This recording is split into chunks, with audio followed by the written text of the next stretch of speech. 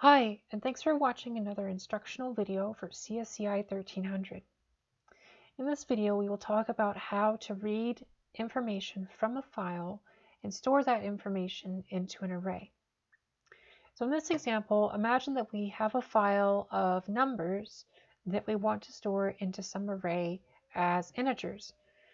In the file, this information is stored as string information. So its data type would be a string because it's stored into a file, into a text file.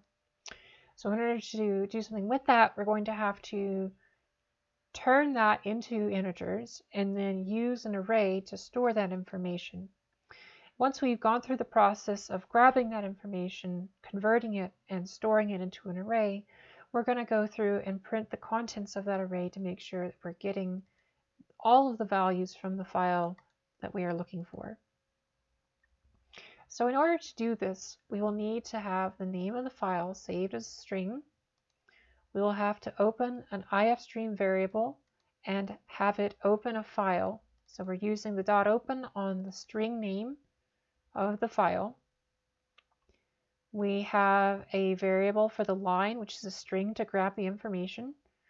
We have a size variable for the array, which should correspond with the number of lines in the file with input. So here you can see that we have size equals to 10. And here we're looking at 10 rows of entries in our txt file. So we're going to grab what is on that row and store it into A after converting it to an integer. We'll also have to use a temporary value here called num to do that conversion. And we'll also have to keep an iterative value as well in our loop. So the first thing that we will do is we will set up the same kind of if-else logic for whether or not our file chooses to open or not, and we will have a close afterwards after we are done looking at the file and doing the ifstream information. So let's say that the file is open. Well, what we could do is we could set up a while loop, and I'm using a get line with the in file being the incoming information and the line being the destination where it will be stored. So this will continuously keep reading information from the file as long as there are lines in the file. So while we're going through each line in the file, what we're going to do is we're going to take the num and set it equal to the line. And what we're going to do is use the STOY operation on the line. So STOY takes a string like line.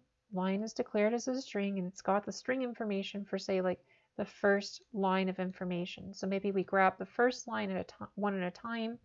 We store it into line. Say we want to convert that into num and store it as an integer. We can do that with the STOY function.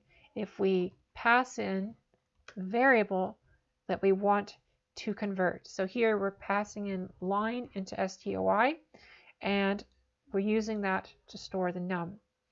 STOY, coincidentally, is part of the string library, if you are wondering.